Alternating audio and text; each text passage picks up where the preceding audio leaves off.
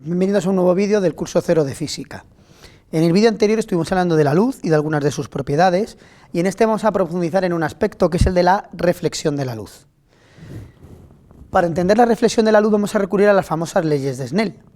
La ley de Snell nos dice que cuando un rayo de luz incide sobre una superficie, por ejemplo un espejo, va a reflejarse de tal manera que el ángulo incidente y el ángulo reflejado sean iguales, donde estos ángulos se refiere al ángulo que forma cada uno de los dos rayos con lo que se denomina la dirección normal o perpendicular a la superficie. Por ejemplo, si yo esto lo giro, el vector normal o la dirección normal seguiría siendo la perpendicular a la superficie, y respecto a ella mediríamos el ángulo incidente y el ángulo reflejado, que según la ley de Snell deberían ser iguales. La segunda parte de la ley de Snell nos dice además que estos rayos están siempre en el mismo plano, igual que pasa cuando tiramos una pelota, que uno espera que la pelota se mantenga en el mismo plano. Si la tiro hacia allá, no espero que rebote hacia la derecha o hacia acá, hacia mi izquierda, a no ser que haya irregularidades, pero estamos pensando en superficies lisas. Bueno, estas son las leyes de la reflexión o la ley de Snell de la reflexión. Esa ley tiene que ver con algo un poquito más profundo, que es lo que se llama la ley del tiempo mínimo, que es que la luz, cuando viaja de un punto a otro, lo hace por el camino que le lleva menos tiempo. Fijaros, imaginaros que un rayo de luz quiere ir desde el punto A hasta el punto B después de reflejarse en un espejo. ¿Qué camino elegirá de todos estos? Bien, va a elegir aquel que le lleve menor tiempo. ¿Cómo lo puedo determinar? Bueno, imaginemos que pongo un punto B aquí abajo simétrico al de arriba. Evidentemente, el camino más rápido para ir de A a B, a este de aquí abajo, es la línea recta. Bueno, pues por simetría, esta distancia es igual que esta. Por tanto, el camino más rápido para ir de A a B es simplemente este que tengo aquí trazado, ¿no? El punto de intersección de la recta, de ahí voy a B.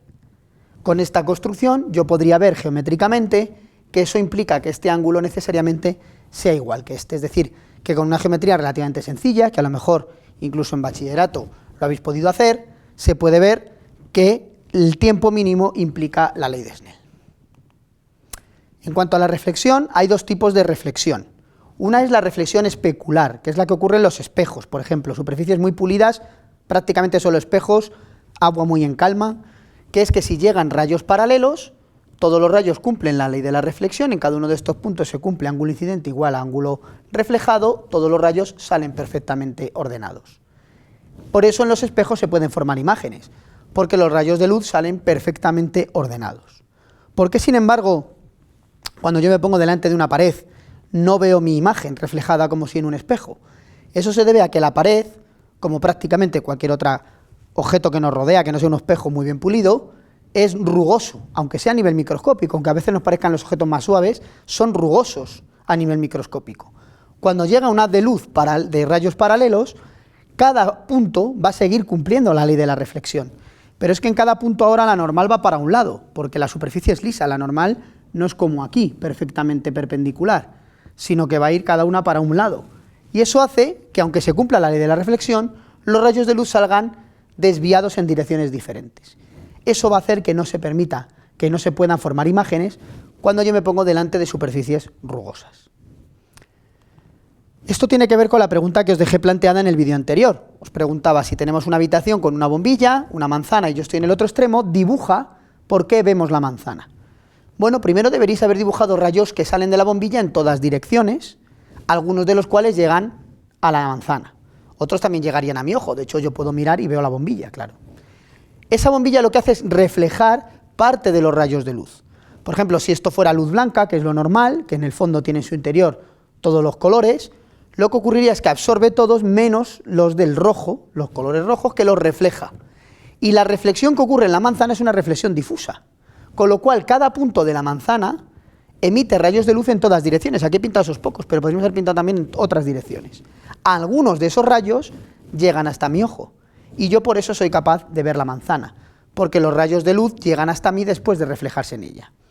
Ojo, porque entre los alumnos más jóvenes muchas veces hay ideas como que la luz sale de los ojos, o que la reflexión no se produce de esta manera. En fin, es una pregunta a veces interesante para explorar algunas ideas erróneas que tiene el alumnado también, ¿no?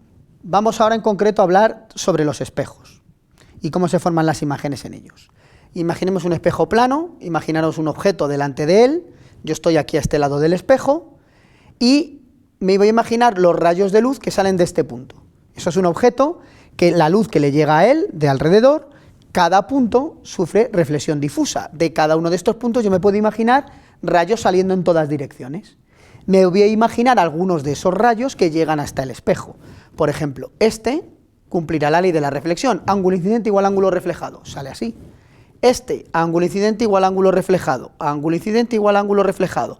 Este, también, aquí lo que ocurre es que el ángulo incidente es 0, es igual que la normal, pues también sale reflejado en la misma dirección. Esos son algunos de los rayos, podríamos haber pintado otros. Y ahora yo me pregunto, bueno, estos rayos tras reflejarse en el espejo, llegan hasta mi ojo. Y la clave es dónde esos rayos se juntan, porque mi cerebro y mi ojo forman la imagen donde los rayos de luz se juntan. Y fijaros que a la vuelta del espejo, los rayos de luz se están separando unos de otros. Es decir, la imagen no se está formando a este lado, sino que se está formando detrás del espejo, porque es donde los rayos de luz, si yo los prolongo, los rayos de luz que vuelven del espejo, si yo los prolongo hacia atrás, se unen en este punto. Decimos, por tanto, que la imagen de este punto se produce aquí, está al otro lado del espejo. Esto mismo lo podría haber hecho con cualquier otro punto del objeto, y por tanto haber encontrado que la imagen de este punto está aquí, de este está aquí, etc. De tal manera que la imagen de todo el objeto está aquí. Fijaros que entonces en los objetos, en los espejos planos, como comento aquí arriba, la imagen que se forma es del mismo tamaño, está en el mismo sentido, también además está a la misma distancia si uno hiciera esto con mucho cuidado o si hiciera algunos cálculos, pero curiosamente es una imagen virtual, es una imagen que no existe. Cuando yo me pongo delante de un espejo, yo veo a Germán exactamente igual que está a este lado del espejo, no se deforma, mismo tamaño, misma orientación, si yo me acerco al espejo la imagen se acerca, si yo me alejo la imagen se aleja, pero es una imagen virtual, es una imagen que se produce y que no existe realmente, porque está en realidad al otro lado del espejo. ¿Qué ocurre con espejos esféricos? Porque en nuestra vida diaria no solo manejamos espejos planos, a veces utilizamos otro tipo de espejos que son esféricos, ¿no? Con superficies curvas. Bueno, en estos casos las imágenes pueden ser ya diferentes y se pueden deformar. Por ejemplo, en los espejos convexos, las imágenes suelen ser más pequeñas. A cambio, claro, si todo es más pequeño, aumenta el campo de visión. Este tipo de espejos los vemos habitualmente a la salida de parques, de garajes, en los retrovisores de los coches llevamos espejos convexos para aumentar el campo de visión. Por eso sabemos también que hay que tener cuidado, porque como hacen los objetos más pequeños, nos puede parecer que el coche que viene por el lado está más lejos. Pero bueno, es el precio a pagar por tener más campo de visión, que es lo que más nos importa. Otros son los espejos cóncavos, que están con la forma contraria. En estos se forman imágenes más grandes y por tanto el campo de visión a cambio es más reducido. Estos se utilizan a veces para maquillarse, para afeitarse, los dentistas. Este tipo de espejos son también muy habituales en la vida cotidiana. Vamos a ver entonces cómo se forma la imagen en estos espejos. Cuando hacemos este tipo de ejercicio, los alumnos se aprenden de memoria unas reglas mnemotécnicas, ¿no? Se dice siempre, el rayo paralelo se refleja y pasa por el foco, el rayo que pasa por el foco se refleja y sale paralelo, el rayo que pasa por el centro vuelve por el mismo camino. En fin, son reglas mnemotécnicas que los alumnos aprenden, pero vamos a intentar ver aquí un poco más de dónde viene esto. Y en el fondo en este vídeo me interesa más entender un poco estas leyes que luego en sí la formación de imágenes, que es relativamente sencillo ese tipo de problemas. Primero, siempre quiero destacar que aunque para este tipo de cuestiones imaginemos solo estos 3 rayos, que son los más sencillos, siempre hay que imaginar o hay que tener presente que en realidad de cada punto salen infinitos rayos, como hemos visto antes en el espejo plano, aunque elijamos estos 3 porque son los más sencillos. Veamos entonces cómo se forma la imagen. Imaginaos un espejo esférico de este estilo. Esto es el centro de curvatura, sería el punto, como es esférico, si queréis, donde cojo el compás, ¿no? Y hago el circulito, el centro de ese círculo es el centro de curvatura. A mitad de distancia se dice que se sitúa el foco y a esta línea se le llama el eje del sistema o el eje óptico del espejo. ¿Cuál es el valor del vector normal o la dirección normal? Esto es lo mismo que vimos con la ley de Gauss. Recordad que si teníamos una esfera, la dirección normal era siempre ese vector que partiendo desde el centro iba hacia afuera. Pues aquí pasa igual, para imaginarme la normal en este punto, me tengo que imaginar la recta que iba hacia el centro de curvatura. Esa sería la dirección normal, o esta en este otro punto, en este punto coincidiría con el propio eje, en este o en este sería esta dirección.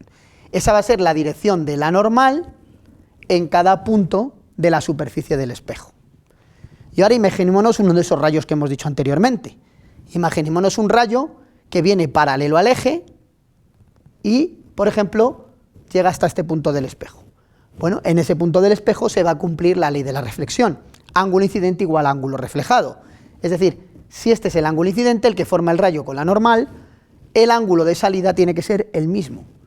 Y claro, este rayo necesariamente va a pasar por el foco, porque si esto venía desde el centro y este ángulo es igual que este, geométricamente vemos que este rayo va a pasar por el foco que está situado a la mitad de distancia. Luego, el hecho de que el rayo paralelo pase por el foco tiene que ver con que se está cumpliendo la ley de la reflexión. ¿Qué pasa con al contrario, un rayo que viene pasando por el foco? Pues que va a salir paralelo. De nuevo, porque es la manera de cumplir que ángulo incidente es igual a ángulo reflejado. En el fondo sería este mismo si le doy la vuelta a las flechas. Pasa por el foco, sale paralelo. Vamos a ver ahora el rayo que pasa por el centro de curvatura. Imaginaros un rayo que pasa por el centro de curvatura e incide en el espejo. En este caso, el ángulo de incidencia es 0, porque coincide con la dirección de la normal. Por tanto, el ángulo reflejado también tiene que ser 0 y por eso vuelve por el mismo camino. Bueno, una vez que hemos entendido el porqué de esos tres rayos y por qué efectivamente estas reglas mnemotécnicas se deben a la ley de la reflexión, es típico proponer a los alumnos ejercicios de este estilo. Ponemos espejos y ponemos objetos, por ejemplo, aquí, más allá del centro de curvatura, o en el propio centro de curvatura, o quizá entre el centro de curvatura y el foco, o incluso más cerca.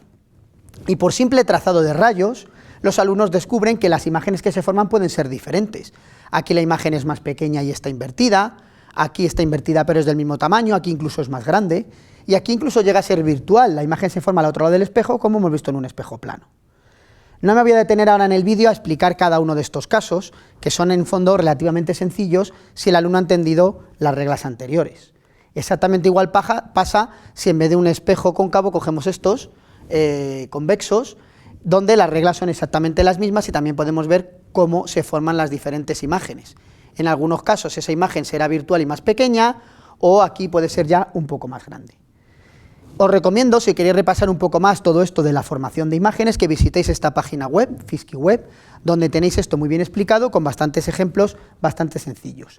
También en los problemas que haremos posteriormente veremos algunos ejemplos de este tipo, de cómo se forman las imágenes con espejos un poquito más detalladamente. Para terminar, os dejo los enlaces a alguna simulación de geometría, de óptica geométrica, de trazado de rayos en espejos. Os dejo también un enlace sobre las ecuaciones que hay detrás de los espejos, que en este vídeo no me he detenido, y también algunos vídeos bastante interesantes o relacionados con las ilusiones ópticas y los espejos, que también comenté en algún vídeo anterior. Nos vemos en el siguiente vídeo.